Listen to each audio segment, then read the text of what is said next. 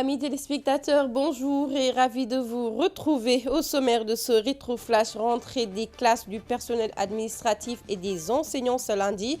Au lycée Ahmad Dansoko de Ouakam, le proviseur satisfait du taux de présence des enseignants espère une année académique sans perturbation. Et puis rentrée des élèves prévue ce jeudi 6 octobre, les vendeurs de la rue Tchong à Sandaga s'équipent d'habillements de tout genre pour satisfaire la clientèle. Octobre rose, 31 jours de lutte contre le cancer du sein, un combat qui a démarré depuis 1990 grâce à Evelyne Lauder. C'est un récit à suivre dans ce rétro-flash. Et Horizon Gamou, toujours sur Tauri TV, le portrait du fondateur de Tianaba depuis les années 1882, Serine Gone Naksek, à suivre dans ce rétro-flash. C'était tout pour les titres, le développement c'est dans un instant.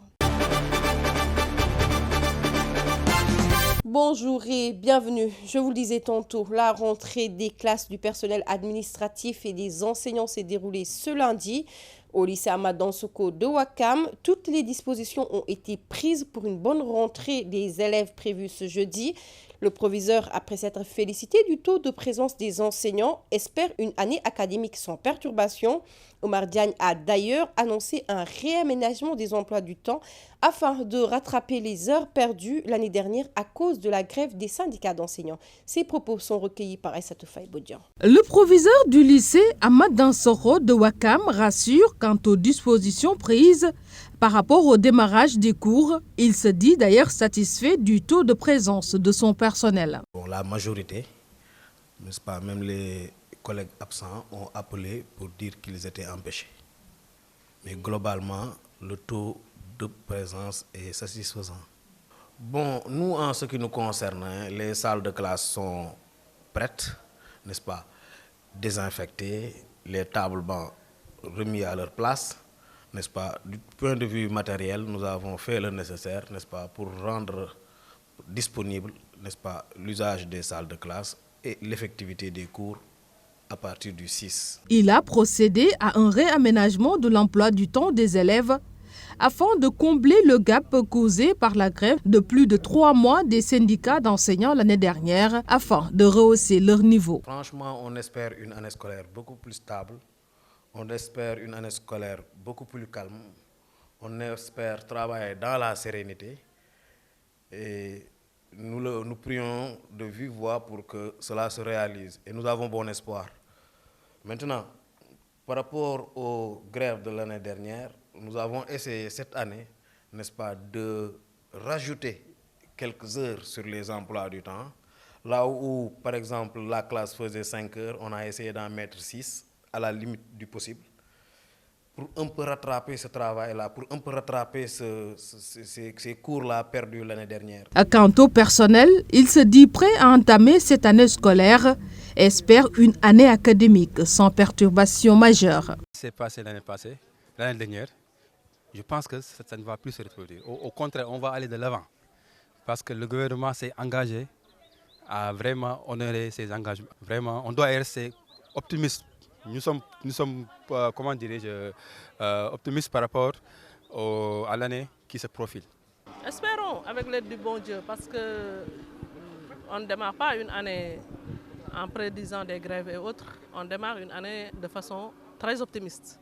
Maintenant, ce qui adviendra et ce qui pourra advenir au plus tard, c'est seulement Dieu qui sait, mais on souhaite, Inch'Allah, passer une année très paisible. Candidate au baccalauréat pour cette année, elle espère une année stable pour mieux affronter les épreuves. D'ailleurs, pour paraître à toute éventualité, elle a déjà suivi des cours de renforcement. Je ne pensais pas avoir le niveau pour engager la terminale, ce qui fait que je me suis bien entraînée durant les vacances.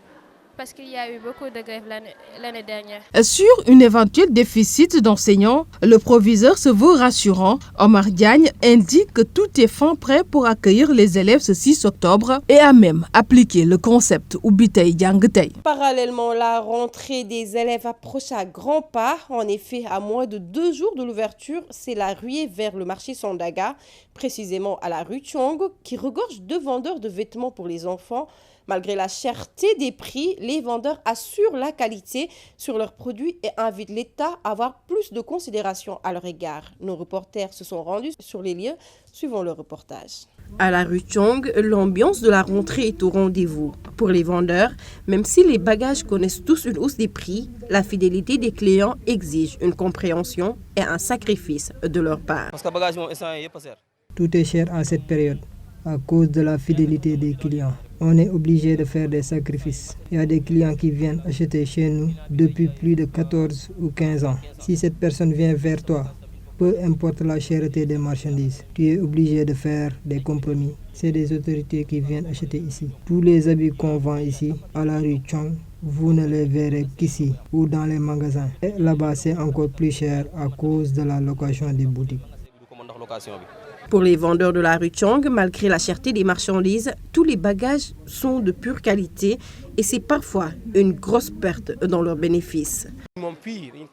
Nous ne vendons que de la qualité, peu importe la cherté des marchandises. On ne peut pas rester sans travailler, mais les marchandises coûtent excessivement cher et les clients ont du mal à comprendre cela. Pour eux, c'est nous qui augmentons les prix, or que ce n'est pas le cas. Tu peux vendre 100 000 francs de marchandises et tu n'auras même pas 5 000 francs de bénéfices. Le coût du fret demeure le principal souci des vendeurs de la rue Chong et ceci a démarré depuis l'apparition du Covid-19. Ce qui les pousse à pointer du doigt l'État du Sénégal qui est spectateur des faits et l'invite à prendre en considération leurs besoins. Ce qu'il faut dire et signaler, c'est que la Covid-19, tout le monde sait qu'elle a impacté considérablement sur le prix des marchandises. Alors, vous savez, les marchandises nous provenaient de la Chine. Mais maintenant, on était obligé de changer de pays. Maintenant, nos marchandises nous viennent de la Turquie. Où, vous le savez, le fret est très cher. Mais malgré tout, nous continuons à acheter. Nous sommes obligés d'acheter toujours des marchandises là-bas. Nous disons en fait que l'État doit avoir plus de considération, en tout cas à tous les citoyens, particulièrement à nous les vendeurs. Nous faisons beaucoup d'efforts pour contribuer au développement de ce pays. Mais regardez, on ne va pas rester vendre dans les rues. C'est-à-dire que nous continuons toujours à vendre les rues, mais c'est ça, c'est pas l'idéal. L'État doit nous venir en aide. Surtout que nous avons décidé de rester dans le pays et de travailler. Nous n'avons pas voulu emprunter les pirogues. Alors, donc nous sollicitons de l'État vraiment de l'aide et une meilleure considération. Robe, jean, chemise ou pantalon, quel que soit le besoin des parents, pour la rentrée académique 2022-2023, les vendeurs de la rue Chong en disposent. Ces derniers, malgré la cherté des marchandises, continuent toujours de vendre de la qualité pour respecter les besoins de leurs fidèles clients. Et puis, Octobre Rose, s'il s'avère être le mois de l'automne, c'est aussi 31 jours qui mettent à l'honneur une cause qui nous tient tous à cœur, la lutte contre le cancer du sein. Un combat qui est bien mené au Sénégal, mais qui nous vient des États-Unis grâce à Evelyn Lauder, célèbre femme d'affaires américaine et créatrice de la marque clinique. C'est un récit signé Néné Diallo. C'est grâce à cette Evelyn Lauder, célèbre femme d'affaires américaine et créatrice de la marque clinique, que cette campagne voit le jour au début des années 90. Atteinte d'un cancer du sein, Evelyn Lauder s'est impliquée dans un combat actif pour sensibiliser l'importance du dépistage du cancer du sein. De cette maladie est née l'envie d'aider les autres, mais surtout une grande association, la Fondation Breast Cancer Research. Soutenir financièrement la recherche pour aider les plus grands chercheurs médicaux et scientifiques dans la lutte contre le cancer, sensibiliser le plus d'esprits possible à l'importance du dépistage précoce de ce cancer. Depuis les années 90, octobre est un mois spécial. C'est un mois d'entraide, d'information et de lutte contre une maladie malheureusement fréquente chez la femme qui est le cancer du sein. Née aux États-Unis, l'initiative de Madame Lauder est arrivée en France en 1994. Depuis, elle ne cesse d'évoluer et de grandir à travers un symbole fort, le ruban rose. Ce ruban rose est un emblème solidaire mondialement connu et reconnu de tous. Il est un symbole fédérateur autour d'une même cause, la lutte contre le cancer du sein. Son but est de sensibiliser le public à la maladie. La campagne informe par exemple sur l'importance du dépistage précoce et du suivi médical régulier, notamment à partir d'un certain âge. De cette campagne, le Sénégal n'est pas en reste. Chaque année, il marque l'événement. Et pour terminer, nous parlons d'Horizon Gamou, toujours sur Tawhid TV. À quelques jours seulement du grand événement religieux, la rédaction vous dresse les portraits des guides religieux qui ont favorisé le rayonnement de la Tariqa Tidjania. Pour ce nouveau numéro, nous vous proposons le portrait du fondateur de Thiénaba en 1882, Serigne Amari Ngoné Ndack Seck. Le voici. Serigne Amari Ngoné Ndak Seck fut un fervent disciple, dévoué et très intéressé par la culture islamique. Il reçut de son père tout un arsenal de connaissances coraniques telles que le fiqh, la grammaire, le tarbiya, éducation des gens à l'islam et entre autres. Malgré la rigueur et la dureté de l'enseignement, il se consacra néanmoins à l'agriculture et à l'élevage et devint très vite un grand cultivateur et un excellent éleveur aidé en cela par les nombreux talibés dont il disposait au niveau de ses daras. Sa réputation fit rapidement le tour des villages. Il devient aussi populaire que son père et la famille royale de Damel fit de lui son marabout. Parmi ses compagnons, 3 noms sont souvent cités: Daoud Diop, Madjojo Fall et Alassane Gueye. Le vénéré Cheikh Ahmed Saïd Seck, père de Amari Ndak, atteignit en 1860. Peu de temps après, en 1867, la mort allant lui ravir sa mère Ndak Fall. Malgré ses cruelles et pénibles pertes, sa foi en Dieu fut inébranlable et il réorganisa le village en sorte que tout y prospérait. Mais Amari Ndak avait une soif inaltérée de connaître tous les